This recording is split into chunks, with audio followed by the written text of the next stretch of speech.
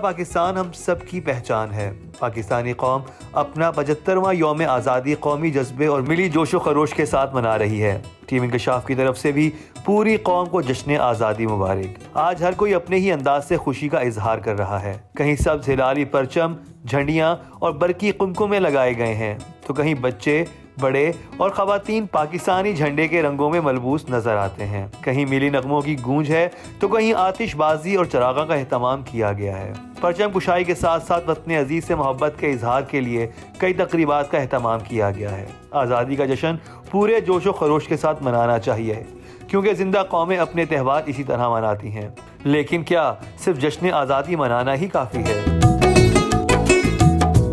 आज़ादी तो जोश खरोश से ही होना चाहिए, बिकॉज़ जैसे कि ज़िंदा कौमों की ये अलामत है कि वो अपने जब उनको फ्रीडम मिला होता है उसको सेलिब्रेट करते हैं। मगर सिर्फ फ्रीडम की सेलिब्रेशन इनफ नहीं है, क्योंकि आपका फ्रीडम हासिल करना सिर्फ आपका मकसद नहीं था। जिस मुल्क को आपने फ्रीडम के नाम पे लिया है, उसकी तरक्की एक बहुत बड़ी ज़िम्मेदारी है, उसके लोगों की तरक्की और खुशहाली एक बहुत बड़ी ज़िम्मेदारी है। सो जब भी यौम आज़ादी जो मनाया जाता है, वहाँ पे तजदीद वफ़ा भी होता है कि हमने अगले आने वाले यौम आज़ादी तक क्या क्या चीज़ें अचीव कर लेनी है अपने मुल्क और कौम के लिए।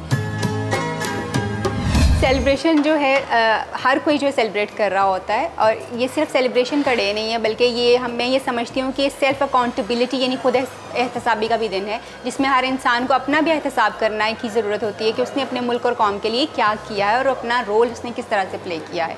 पिछले साल से अब तक उसकी चीज़ें और उसके मुल्क और कौम की चीज़ें कितनी बेहतर हुई, ये जानना बहुत बहुत ज़रूरी है। जब 14 अगस्त को नौजवानों की बड़ी तादाद जश्न आज़ादी के नाम पर बेहंगम अंदाज में सड़कों पर निकलती है, साइलेंसर के बगैर मोटरसाइकिलों से शहरों का सुकून तहोबाला करती है, जब ओबाश नौजवान अहले खाना के हमरा तफरीही मकामात का रुख करने वाले शहरियों की जिंदगी वबाल बना देते हैं, तो फिर सवाल करना तो बनता है कि ये आज़ादी का जश्न है या फिर तहजीब, तमद्दुन, रिवायात और इखलाकियात से आरी होने का जश्न है। सवाल यह है कि हम इखलाकी तौर पर इस कदर पस्त क्यों होते जा रहे हैं। जिंदगी के हर शोबे में इखलाकी पस्ती वाज़ेह नजर आती है। अदम बर्दाश्त, इंतकामी कार्रवाइयाँ, पैसे की हवस, सड़कों पर लूट मार, खून रेजी, मुकद्दस रिश्तों की पामाली, शर्मनाक ताल्लुकात, टेक्नोलॉजी के नाम पे फहश मवाद, ये सब कुछ माशरती तबाही नहीं तो क्या है। पाकिस्तान इस्लाम के नाम पर वजूद में आया, लेकिन अफसोस सद अफसोस इस्लामी जमहूरिया पाकिस्तान में आए रोज़ ऐसे दर्दनाक, अलमनाक और शर्मनाक वाक़यात सामने आते हैं कि दिल दहल जाते हैं। कहीं गैरत के नाम पर, तो कहीं महज अपनी मर्दानियत की धाक बिठाने के लिए जिस तरह ख़वातीन पर तशद्दुद किया जाता है, वो नाकाबिले यकीन है। हम कैसे भूल सकते हैं तारीख़ इंसानियत के इस हौलनाक वाक़े को जो रोशनियों के शहर कराची में पेश आया।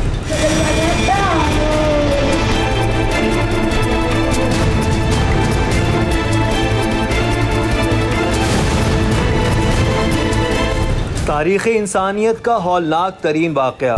उसके साथ ऐसे काम करो जो कैसे मेरे बेटे के साथ में, मेरे को इंसाफ चाहिए। शौहर ने बीवी को देग में डालकर जला डाला। बेहोशी की हालत में थी, लेकिन उनको उस देग में उन्होंने चढ़ा दिया और नीचे आग लगा दी। 6 बच्चों के सामने माँ की दर्दनाक हलाकत। आपने देखा कि आपकी अम्मी को चादर में डाल के लेके जा रहे हैं। हाँ, यहाँ से देग उठाया और चूल्हा उठा अंदर घुसा दिया। क्या गलत काम करने से इनकार बीवी का जुर्म बन गया?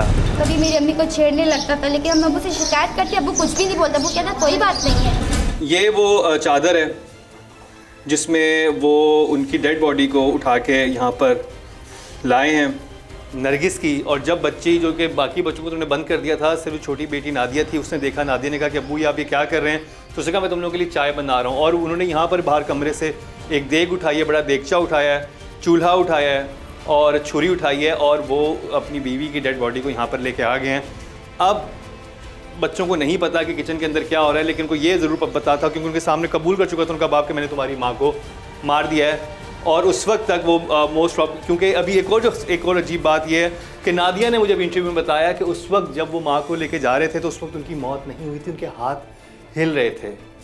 और फिर उसने यहाँ पर वो देग चढ़ाई है, और उसमें वो ज़ाहिर बात है ज़ख्मी हालत में थी या बेहोशी की हालत में थी, लेकिन उनको उस देग में उन्होंने चढ़ा दिया और नीचे आग लगा दी। अब ये जो तकरीबन इस वक्त तक 4:30 बजे का टाइम हो चुका था, और बाकी बच्चे जो थे वो बाहर उस वाले जो मोटर का जो छोटा सा कमरा बना हुआ उसके अंदर बंद थे। तो राबिया आप फिर कैसे निकली यहाँ से? यहाँ पर ना उसने खाली सा थाला डाल दिया था ना, खाली सा कि कहता कि मैंने बंद किया, मैंने 2 दफ़ा ज़ोर दिया, रही को 3 दफ़ा ज़ोर दिया तो वो खुल गया। मैंने और आपके अबू उस वक्त किचन में थे? किचन में थे, दरवाज़ा बंद किया था। मेरी बहन वहाँ खड़ी थी, मैंने कहा वो दरवाज़ा यहाँ से इशारा किया कि वो दरवाज़ा खुला है, उसने कहा हाँ खुला। मैंने कहा तुम आराम से खोलो, मैं भाग के आ रही हूँ। जैसे उसने खोला मैं यहाँ से भागी और जल्दी से बाहर निकल गई।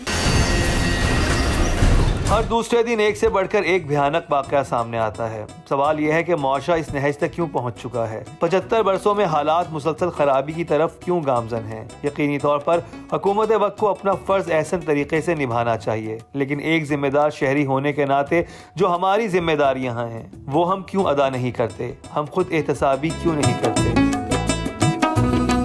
यहाँ मेरे साथ बहुत सारे ऐसे अफराद मौजूद हैं जो सियासी तौर पर बहुत सरगर्म रहे, जिन्होंने अपनी ज़िंदगियाँ जो हैं सियासत को दी, अहम कारकुन भी रहे मुख्तलिफ पॉलिटिकल जमातों के। और इस वक्त ये सब लोग मेरे साथ मौजूद हैं, जिनमें अब्दुल हमीद साहब हैं, चौधरी हुसैन अहमद साहब हैं, हाजी मन्ना साहब हैं, महबूब रब्बानी साहब हैं। तो इन सब से बहुत छोटी छोटी बातें पूछेंगे। पहला सवाल तो मेरा ये है चौधरी हुसैन साहब से, चौधरी साहब आपसे, कि आप किस पॉलिटिकल जमात को सपोर्ट करते हैं? शुरू से तो हम कायदा मोहम्मद अली जिन्ना रहमतुल्लाह अलैह साहब के साथ थे। जब पाकिस्तान बना, जब पाकिस्तान बना मैं उस वक्त 12 साल की उम्र और में आप था। कहाँ मुकीम थे? और यही मुकीम थे। इसका मतलब है जब ये 23 मार्च 1940 में करारदाद हुई, उस वक्त आप 4-5 साल के होंगे, गए उस थे? वक्त छोटा था मैं, 4-5 साल का। तो घर के अंदर क्या माहौल था जब पाकिस्तान घर बन के रहा था? अंदर माहौल यही था हमारा कि हम कायदा मोहम्मद अली जिन्ना के जो विजन था बिल्कुल उसके साथ थे, ताकि पाकिस्तान बन जाए और उसमें मुसलमानों के अमन के लिए जगह बन जाए। उस वक्त जो तवक्कुआत थी पाकिस्तान बनने से, कि जो कायद आज़म का विजन था कि पाकिस्तान ऐसे बनेगा, ये सब कुछ होगा, बात यह है कि वो तवक्कुआत पूरी नहीं हुई। कायद आज़म मोहम्मद अली जिन्ना साहब अल्लाह ताला उनको मग़फ़िरत करे, लियाकत अली के बाद बिल्कुल ही काम ख़राब हो गया। लियाकत अली साहब जब फौत हुए उसके बाद वो काम नहीं रहा। आपके जहन में क्या चीज़ है? वो कौन सा पॉइंट था, वो तारीख में कौन सा पहलू था जो हमने गलती की और वो काम वैसा नहीं रहा जैसा कायद आज़म के वक्त में जो था? कायद आज़म रहमतुल्लाह अलैह साहब ने फरमाया था कि आप एक जाओ कर रहे हैं, बिल्कुल मुकम्मल तौर पर मुसलमान आपस में इत्तेफाक रखें, मोहब्बत रखें, यकीन कामल रखें और इस मुल्क को चलाएं। अब आपके हाथ में, आप लोगों के हाथ में इसकी दौर है, मगर हम लोगों ने इसको ख़राब कर दिया इसलिए कि हम इस काबिल नहीं थे। जो काम हो गया वो तो इकबाल रहमतुल्लाह अलैह साहब और कायद आज़म मोहम्मद अली जिन्ना साहब की काविशें थी, तो अल्लाह तबारक तआला ने हमारी बात सुन ली और हमें एक अलहदा खित्ता दे दिया। अलहदा खित्ता तो मिल गया, आज़ादी तो मिल गई, लेकिन अफसोस इस आज़ादी की कदर करने की बजाय हमने मुआशरे में बिगाड़ पैदा करना शुरू कर दिया है। मुझे एक बात बताएं हाजी मन्ना साहब, कि हम ये तो टीवी पे बहुत चलता है कि जी हुकूमत की ख़राबी है, बाकी सब लोगों को हम ख़राब कहते रहते हैं। आपके ख्याल में एक पाकिस्तानी में खुद क्या ख़राबी है? पाकिस्तानी को खराबी बन गई ना, जब किसी के वसाइल नहीं होंगे वो दूसरा शॉर्टकट रास्ता ढूंढेगा, जब किसी को इंसाफ नहीं मिलेगा शॉर्टकट रास्ता ढूंढेगा। तो आपको क्या लगता है कि ये क्या वजह क्या हुई है इस बात की? पाकिस्तानी ऐसे क्यों हो गए? क्यों अपनी गलतियों से नहीं सीखा? क्यों वो आप दुनिया में बाकी अक़वाम भी हैं, उनके भी बुरे हालात थे, लेकिन वो निकल आए? वो निकले इसलिए निकले ना कि हुक्मरान सही थे।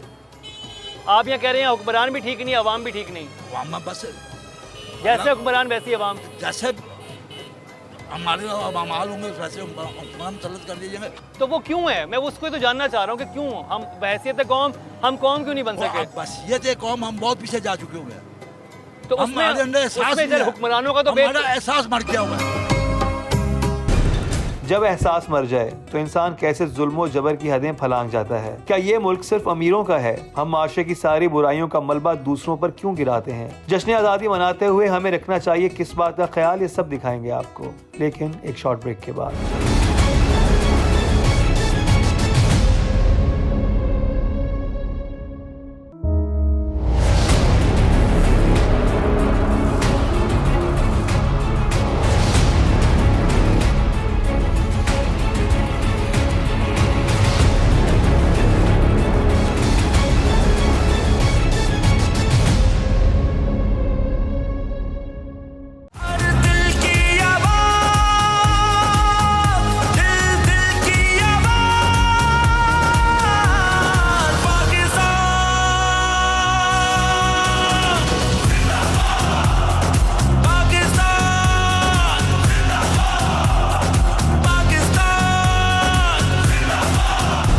आज़ादी की खुशियाँ मनाना यकीनन जिंदा कौमों का शेवा है। आज 75वें यौम आज़ादी के मौके पर महरूमियों के बावजूद पिसे हुए तबकात आज़ादी की कदर करते नजर आते हैं, लेकिन इस मुल्क के समाजी निज़ाम को देखकर यूँ लगता है कि यह मुल्क सिर्फ अमीरों का है। बिगड़े रईसज़ादों के जुल्म की दास्तानें हैं कि ख़त्म होने का नाम नहीं ले रही।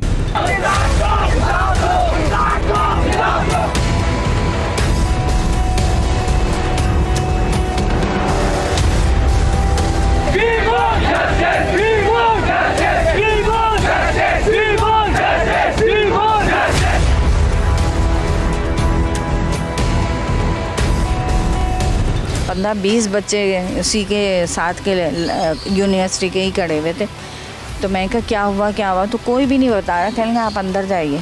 मैं कहा आईसीयू में तो नहीं जाने देंगे। कहेंगे आप जाइए, आपका इंतज़ार कर रहे हैं। बस फिर बहुत ज़ाहिर है 2-3 बातें, एक तो बड़े को 2 फ़ोन, फिर वहाँ आ जाए। तो हम लोग जब अंदर गए तो डॉक्टर ने मुझे देख के तो कहा कि आप बाहर जाइए। आरिफ जो उसका चाचू है उसको कहा कि आप आ जाए। फिर उसको उन्होंने शायद कुछ बताया होगा, उसने कहा कि बाहर आके। मैं कहा क्या हुआ। कह लें कुछ नहीं, बस दुआ करें, क्रिटिकल कंडीशन है, चोट लगी है उसके। ऐसे तो हल्के मामूली बात करके ख़त्म कर रही थी उसने, लेकिन ये कि वो डेथ हो चुकी थी शायद उसकी। फिर जब उसको बाहर लाए थे, जब हमें पता लगा कि क्या हुआ है, तो मैंने इतना एक बच्चा उनमें से था जिसने मुझे बताया ये सब कि हम इस तरह से आ रहे थे। तो एक लड़का जो था वो ज़िगज़ैग। उसने क्या बताया? वो शामिर ने बताया? आपको किसने बताया? शामिर के तो खुद ये सारे स्कल उसका खुला पड़ा था सारा, उसके भी लगी थी गोली। इब्राहिम ने बताया, छोटा जो वहाँ ये एक गाड़ी में थे? ये एक गाड़ी। कौन था उसमें? उसमें जजलान ड्राइव कर रहा था, जरगाम बराबर में बैठा था, गाड़ी भी जरगाम की थी और पीछे शामिर था। उसके बाद जब उसने लोगों को बुला लिया तो उतनी जल्दी लड़के आ गए और उन्होंने फायरिंग शुरू कर दी। वो बच्चा कह रहा है कि फायरिंग ऐसी थी, ऐसा लग रहा था जंग हो रही है। और उसी में ही पीछे से एक फायर आया। पीछे जो फायरिंग थी डिग्गी पे लगी, एक पेट्रोल की टंकी पे लगी, और एक जो है पीछे जो बच्चा बैठा हुआ था उसका ये हिस्सा फाड़ती हुई आगे जजलान के दिमाग में चली गई, पूरी वहाँ से गुजर के यहाँ आके रुक गई। तो ये चीज़ जब हुई तो जाहिर है अब उन बच्चों के लिए तो संभालना मुश्किल है। आपको पता है दिमाग में से खून कितना निकलता है, बेतहाशा कह रहे हैं खून निकल रहा था। हम सब परेशान थे कि क्या करें। उस वक्त जो तीनों दोस्त थे वो तीनों जख्मी हुए थे? 2 जख्मी हुए थे।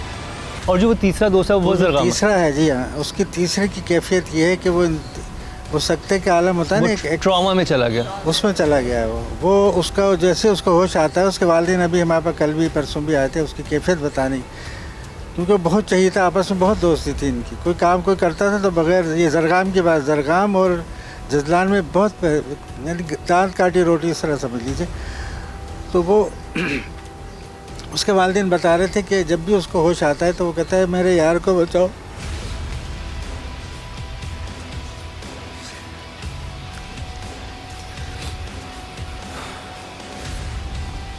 उसने उसको जिंदा और उसको मुर्दा उससे देख। सवाल यह है कि माशरती बिगाड़ अचानक हुआ या फिर मुआशरे को इस नहज तक पहुंचाने में सब ने अपना अपना हिस्सा डाला। मुझे ये बताएं कि चले अब आज की नस्ल तो बिगड़ गई, एक आपकी नस्ल भी तो थी ना जो मुल्क को आगे लेके जा सकती थी। जिस वक्त आपकी नस्ल जवान थी तो चाइना में भी नस्ल जवान थी, वो तो अपने मुल्क को कहां से कहां ले गए, हम क्यों पीछे रह गए? हुक्मरान ने पॉलिसी हम नहीं, इस बिजली का मीटर लगवाना हो जाते, कोई रिश्वत ना दोगे, बिजली का मीटर नहीं लगेगा। तो ये तो पहले आज से 10 साल पहले भी होता था। वो भाईजान बात सुने, हाँ, अगर आपकी वाली पॉलिटिकल पार्टी की बात करी तो उस जमाने में भी होता था, उस जमाने में होता था। हाँ, उस वक्त भी होता था, मैं भी यहीं पे था। उसी वक्त से कोई बात सुनी भी जाती थी, लेकिन होता तो था ना। होता था तो फिर अमेरिका में नहीं है रिश्वत। चले अब ये बात की तो अमेरिका में भी रिश्वत आ गई। वैसे अब सिर्फ हुक्मरानों को बोलते हैं। जो हमारे प्यारे वतन के लिए बुरा सोचेगा उसकी तरफ उंगलियां तो उठेंगी, लेकिन सवाल ये है हम मुआशरे की सारी बुराइयों का मलबा दूसरों पर कैसे गिरा सकते हैं, हम खुद को बरी जिम्मा कैसे करार दे सकते हैं। एक माइंडसेट है जिसमें हम दूसरों के ऊपर जो है वो इल्ज़ामात लगा के अपने आप को बरी जिम्मा कर देते हैं कि जी ये हमारी गलती नहीं है। बहुत आसान है एक्चुअली ये ब्लेम गेम करना बहुत आसान होता है, जबकि अगर हम देखें तो हमारे अपने ही इंडिविजुअल इतने ज़्यादा आपको खलास नज़र आ जाएंगे। जिस तरह हम देखते हैं कि बच्चों के रेप्स हमारी सोसाइटी में कितने ज़्यादा कॉमन है। ये कौन सा मुल्क और कौन सी और कोई लॉबी जो है वो आके इसको करवा रही है, या आपके मुल्क में बैठे हुए लोग ही कर रहे हैं। और आपके मुल्क में बैठे हुए बहुत सारे ऐसे लोग जिनके बारे में शायद हम कभी शक भी नहीं कर सकते कि ये इस तरह की चीज़ें करेंगे, वही लोग कर रहे होते हैं। तो साहब, आपने कहा कि हमारी कौम जो है खुद गर्ज हो चुकी है, ठीक है, किसी का एहसास नहीं करती और अपने मफाद की खातिर किसी को नुकसान पहुँचाने से दरेक भी नहीं करती, तो क्या वजह हुई कि हम ऐसे क्यों हो गए?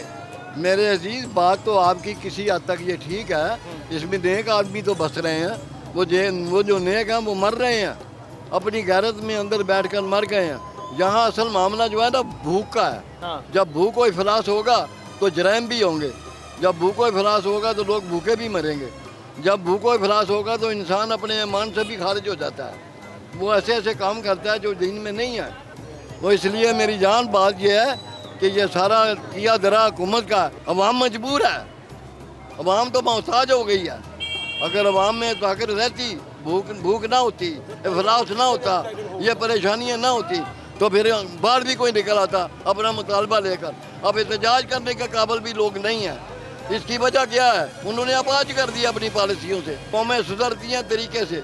मैंने आपको शायद अर्ज़ किया है कि हमारा ज़माना जो लियाकत अली साहब के टाइम में था वो इनसे बहुत बेहतर था। 1 रुपया 1 आने का 5 सेर आटा लाते थे, 1 रुपया 1 आने का, और चीनी 1 रुपया किलो लाते थे हम। मिट्टी का तेल 4 आने बोतल पूरी भर के लाते थे। ये अब देखें, आप साबुन नहीं ले सकते, आप तेल नहीं ले सकते, क्या खाएंगे, क्या देंगे? किराए ज़्यादा हैं, बिजली के बिल ज़्यादा हैं। जो नहीं दे सकता बेचारा रोटी पूरी करता है तो उसका मीटर उतार दिया जाता है। उन्होंने ये कानून बनाया, अपने कानून की बालादस्ती चाहते हैं जो उनके हक में है, मगर ये नहीं देखते कि अवाम को फ़ायदा कहाँ से पहुँचेगा। चौधरी गुलाम हुसैन साहब ने जो बात कही कि जिस तरह के कानून बनाए जाते हैं उसमें वो अपना फ़ायदा तो देखते हैं, अवाम का फ़ायदा नहीं देखते। इस बात में कितनी सच्चाई है। और दूसरी बात ये कि ये हालात कैसे बदलेंगे, क्योंकि अभी मैंने जब सबसे सवाल किए कि जब उन्होंने होश संभाला तो मुल्क के हालात क्या थे, उन तीनों का ये कहना है कि उस वक्त हालात बेहतर थे, अब हालात बुरे होते जा रहे हैं। इन हालात को हम मज़ीद कैसे बेहतर कर सकते हैं, कैसे अपनी गलतियों का हम अंदाज़ा लगा सकते हैं, कहाँ पे हमसे गलती हुई, उसी पे बात करेंगे, लेकिन एक शॉर्ट ब्रेक के बाद।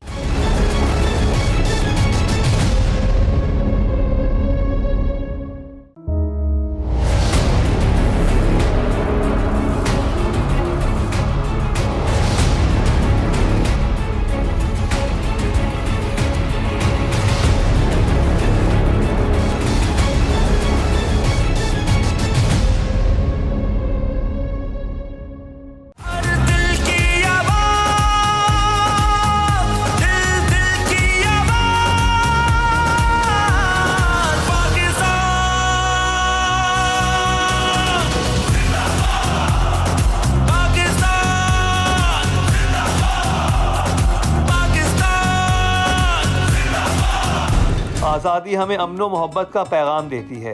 किसी के एतबार को ठेस ना पहुंचाना और धोखाधही से बचना मुआशरती हुस्न है। लेकिन पैसे की लालच ने जहां खून सफ़ेद कर दिए हैं, वहां भला कोई मुंह बोले रिश्तों पर कैसे एतबार करे। कराची के इलाके सरजानी टाउन में मुंह बोले बेटे ने पैसों के लालच में जिस तरह बुजुर्ग खातून पर जुल्म की इंतहा की, ये दर्दनाक कहानी हमारे ही मुआशरे का एक अफसोसनाक पहलू है।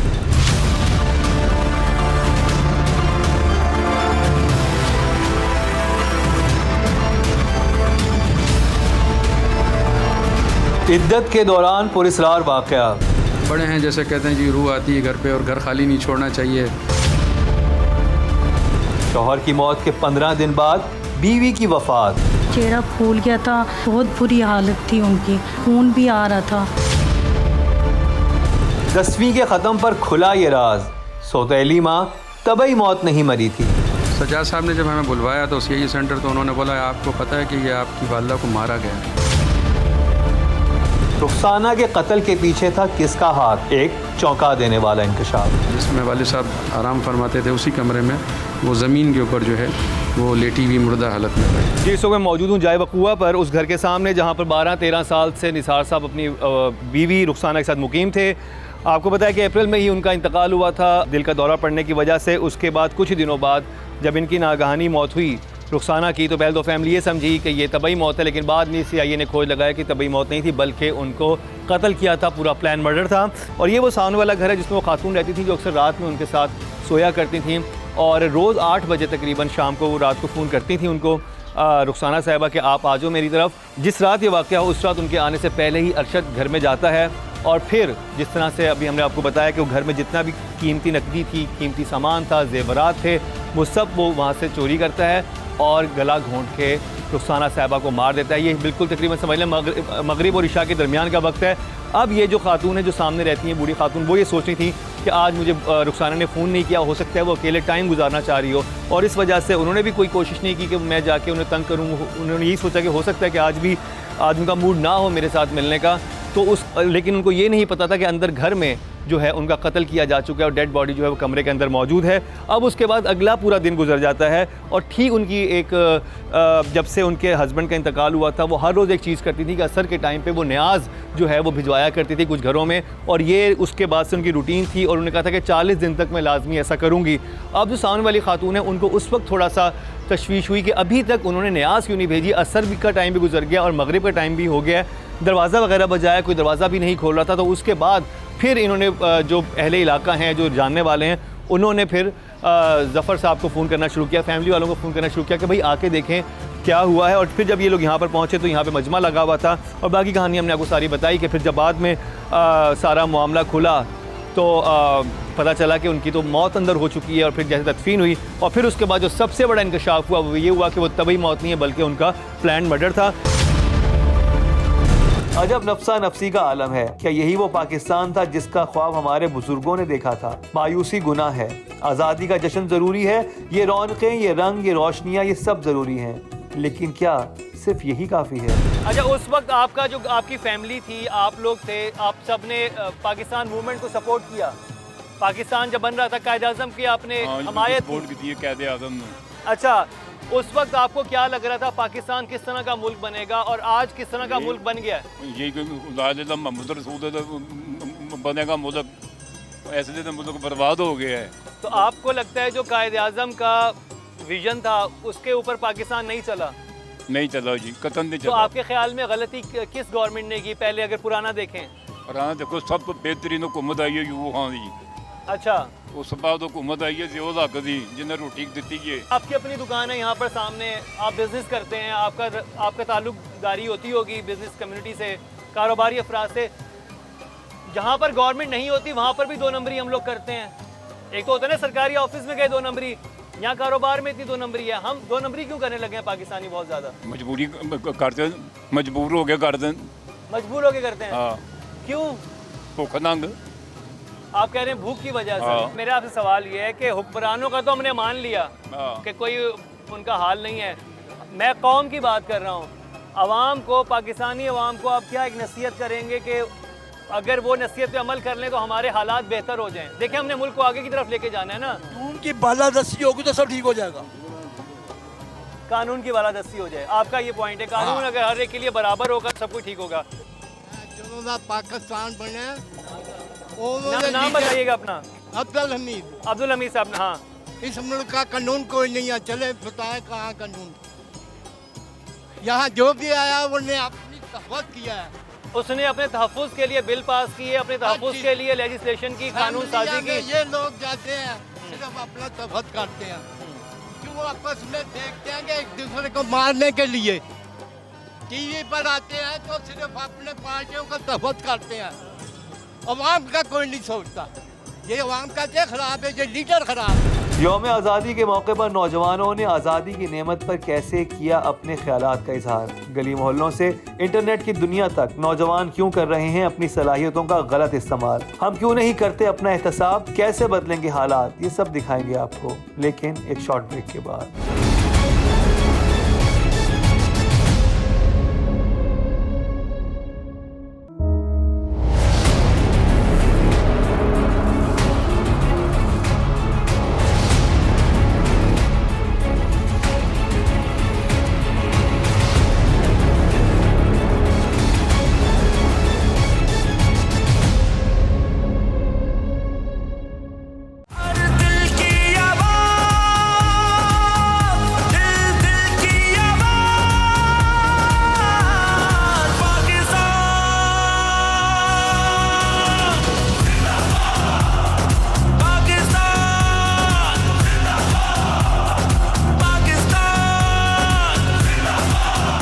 शायर मशरिक हकीमुल उम्मत इलामा मोहम्मद इकबाल की उम्मीदें नौजवान तबके के साथ सबसे ज्यादा वाबस्ता थीं। वो समझते थे कि नौजवान नस्ल कौम का मुस्तकबिल है। अगर ये नस्ल तालीम याफ्ता, बासलाहियत, महज़्ज़ब और रोशन दिमाग होगी तो कौम का मुस्तकबिल ताबनाक होगा। बसूरत दीगर कौम अंधेरों में भटकती रहेगी। ये सच है कि हमारे कुछ शाहीन आज भी बैनुल अक़वामी मुकाबलों में पाकिस्तान का नाम रोशन किए हुए हैं, लेकिन अफसोस वो नौजवान भी इसी माशरे का हिस्सा हैं जो अखलाकी तौर पर इस कदर गिर चुके हैं कि उनकी आंखों में जज्बे और जुनून की रोशनी की बजाय हर वक्त हवस की चमक होती है। ये बिगड़े नौजवान मासूम लड़कियों की जिंदगियां अजीरन बना देते हैं। ऐसे ही एक नौजवान की सताई कराची की एक बेटी ने कैसे तड़प तड़प कर जान दे दी। ये महज चंद दिन पहले की बात है।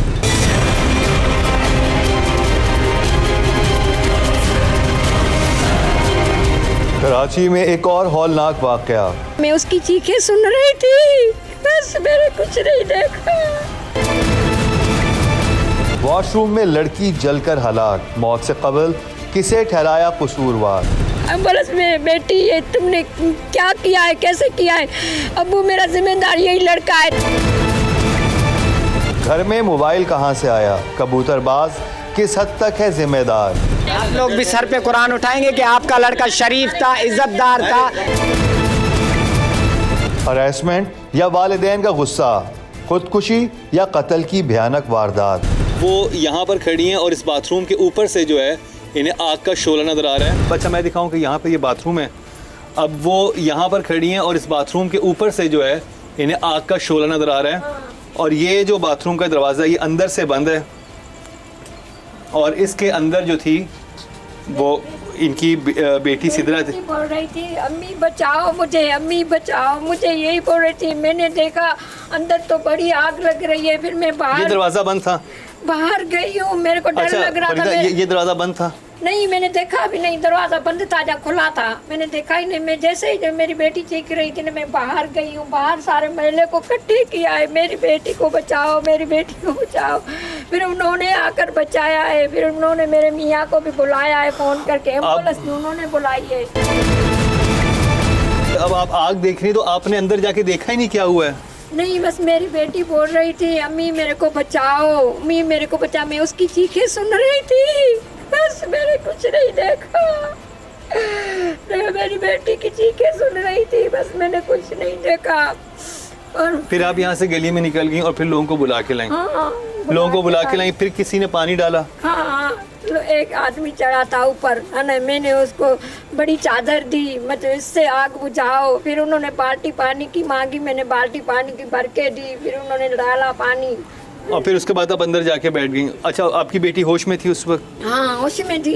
क्या कह रही थी वो? वो बोल रही थी अम्मी, मैंने बोला कि क्या किया, यही लड़का है, मेरे को धमकियाँ दे रहा था सुबह को। अफसोस आज का नौजवान क्या से क्या हो गया।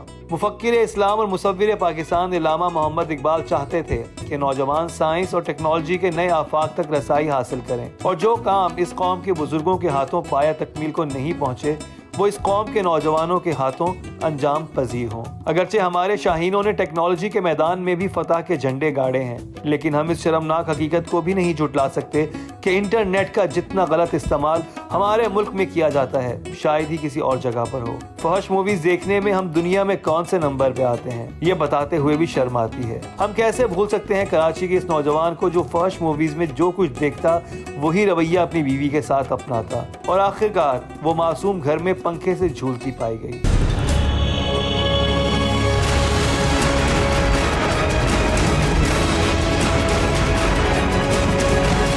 मैंने उसी टाइम मैंने हसन को फ़ोन किया, आपने ऐसा क्यों किया, आपने काटा है। बोलते ये एक नंबर की झूठी है, इसने ये खुद काटा है। मैंने कहा खुद कैसे काटता है, आ जाओ तुम मेरे सामने, मैं आपको ब्लेड देती हूँ, आप मेरे सामने अपना हाथ काट के बताए। आपने वो बात नहीं हसन से कि मेरी बेटी बता दी कि तुम मेरी बेटी से गैर शरीक किस्म का ताल्लुक रखना चाहते हो? जी मैंने उसको बोला। हाँ तो बोलते ये झूठ बोलती है। तो वो कहती है कि बिल फिल्में भी देखता था और मुझे कहता था देखो देखो, मुझे बोलती, मैं बोलती थी मैं नहीं खुद भी फौज फिल्में देखता था, बीवी को भी दिखाने की कोशिश करता था कि देखो।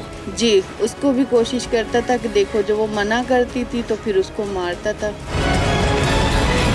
हम सब किस तरफ चल पड़े हैं? आज़ादी का जश्न मनाते हुए एक जिम्मेदार शहरी होने के नाते हम ये क्यों नहीं सोचते कि खुद एहतसाबी भी ज़रूरी है? जात पात और पॉलिटिकल एफिलिएशंस को परवान चढ़ाते हैं, उसको पानी लगाते हैं, उसके बारे में बात करते हैं, डिस्कशंस करते हैं, उसके बारे में हम लड़ने मरने के ऊपर तैयार हो जाते हैं, कुछ भी करते हैं हम।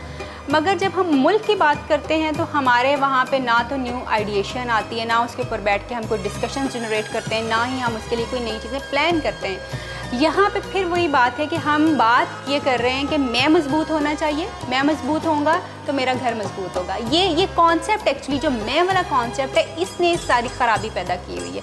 बिकॉज़ अगर हम ओवरऑल भी देखें तो हम बहुत सारे टाइम के ऊपर गवर्नमेंट को, पॉलिटिकल स्ट्रक्चर्स को बहुत ज़्यादा जो है डिस्करेज कर रहे होते हैं, उन पर बहुत ज़्यादा क्रिटिसिज्म कर रहे होते हैं।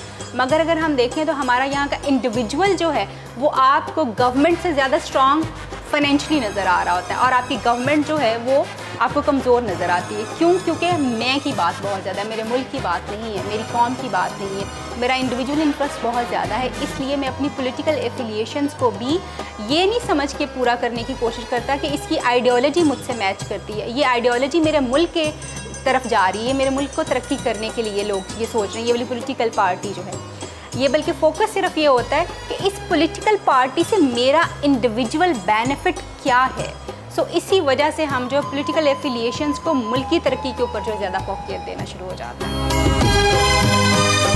कामरान साहब, आप मुझे बताएं कि आपको क्या लगता है कि आज पाकिस्तान जिस दोराहे पे खड़ा है या जिस जगह हम पहुँचे हैं, हालात बेहतरी की तरफ नहीं जा रहे? जो हमारे बुजुर्ग मौजूद थे, आपको लगता है कि हालात बेहतर हो रहे हैं? सियासी इख्तलाफात सारे एक तरफ, 14 अगस्त हमारी आज़ादी का दिन है, बड़ा पोटेंशियल है इस मुल्क में, बड़ा हमारी आवाम में, हमारे यूथ में, हमारे बुजुर्गों की दुआ से बहुत कुछ है। अभी भी वक्त है, बहुत कुछ बेहतर हो सकता है, बहुत कुछ बेहतर किया जा सकता है।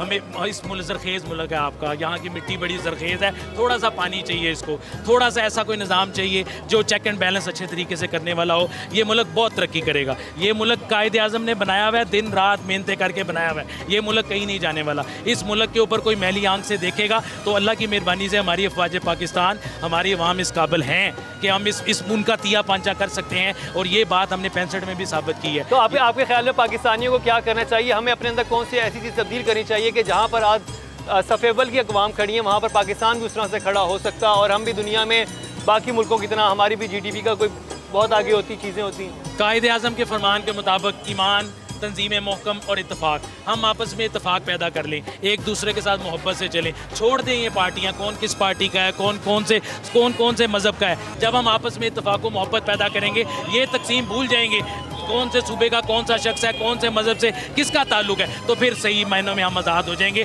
फिर सही मायनों में ये इस कायदे आज़म का और इस्लाम का पाकिस्तान बनेगा, और ये बन सकता है। अभी भी कोई वक्त दूर नहीं। अली से बात करेंगे। अली, आप क्या कहेंगे कि बहैसियत कौम अगर हम ये 2-3 चीज़ें अपने अंदर तब्दील कर लें तो पाकिस्तानियों से आगे कोई कौम नहीं है? वो कौन से 2-3 पॉइंट्स हैं आपके? सर 2-3 पॉइंट नहीं है, बहुत से पॉइंट हैं। आप 10 बता दें। बहुत सी वीकनेस है हमारी एज अ कौम। ठीक है, सबसे पहले ये है कि ये देखे हमें बर्दाश्त नहीं है। ठीक है, और दूसरी बात ये कि पाकिस्तान बना ला इलाहा इल्लल्लाह मुहम्मद रसूलुल्लाह सल्लल्लाहु अलैहि वसल्लम के नाम पे। ठीक है जी, और एक भी ऐसा कोई अमल उसमें नहीं है कि हम कलमे के नाम पे मुल्क बना, कोई ऐसी चीज़ नज़र नहीं आती। सारी चीज़ें आपके सामने या मीडिया के सामने, तो बर्दाश्त नहीं है हमारी कौम में। आप कह रहे हैं बर्दाश्त अगर पैदा नहीं है भाई, किस चीज़ की बेसब्री है? बस समझ से बाहर है कि ये अफरा तफरी का दौर है भाई। हम ना कुरान पाक को छोड़ दिया हमने, ठीक है, दीन को हमने छोड़ दिया, इसलिए हम तबाही के रास्ते पे गामज़न है बहुत तेज़ी से।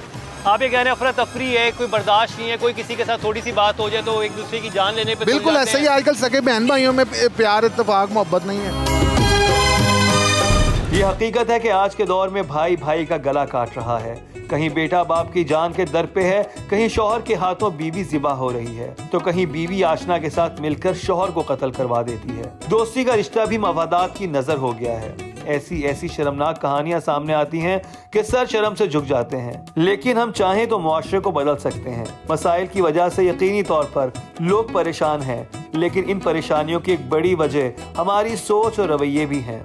सवाल यह है कि वो कौन से नफ्सियाती और समाजी मसाइल हैं जिनको ठीक करने से बहुत कुछ ठीक हो जाएगा। जैसे हम जाने जाते हैं कि जी हम एक कौम नहीं है, हम एक हजूम हैं, लोग बड़े आराम से हमें इस चीज़ के साथ जो है वो आइडेंटिफाई करवा देते हैं कि जब एक कौम का रिस्पांस आना चाहिए तो हमारा एक कौमी रिस्पांस कभी नहीं आता, जिसकी वजूहात जो हैं वो ये हैं कि हम बेसिकली एक तो हमें अपने जो ज़ात पात के चीज़ों से निकलकर मुल्क के लिए सोचने की ज़रूरत है। दूसरा, हमें अपने तरबियत के जो पैरामीटर्स हैं उनको दोबारा से रिफ़ाइन करने की ज़रूरत है, ताकि हम दोबारा से अपने बच्चों को नए दौर के नए तकाज़ों के हिसाब से अपनी जो हमारी बेसिक्स हैं उनको साथ लेते हुए चलें और उसके हिसाब से लोग बच्चों की तरबियत जो है वो की जाए। इमोशनल होना जो है और अपने इमोशंस को ऐसे ही एक्सप्रेस कर देना जिसमें आपकी अकल उसके साथ जो है शामिल ना हो, ये हमारा एक बहुत बड़ा, हमारी कौम का ख़ास तौर पे एक बहुत बड़ा प्रॉब्लम है, क्योंकि हम दुनिया में एक जज्बाती कौम के तौर पे जाने जाते हैं। आप देखें कि हमारे यहाँ पे डेथ होती है तो एक रवैया नज़र आता है, किसी ने हड़ताल करनी होती है तो वही रवैया सेम नज़र आता है, किसी के घर पे खुशी होती है तो वही सेम रवैया हमें नज़र आ रहा होता है। सो ये किसी भी कौम के लिए जो है रवैयों में तब्दीली का होना बहुत इंपॉर्टेंट, और अपने इमोशंस को अपने मकासद के लिए बेहतर तौर पे मैनेज करते हुए इस्तेमाल करना बहुत ज़रूरी होता है। यही हमारी ज़रूरत है कि हम अपने इमोशंस को अक़ली तौर पे इस्तेमाल कर सकें ताकि हमें इससे फ़ायदा हो सके।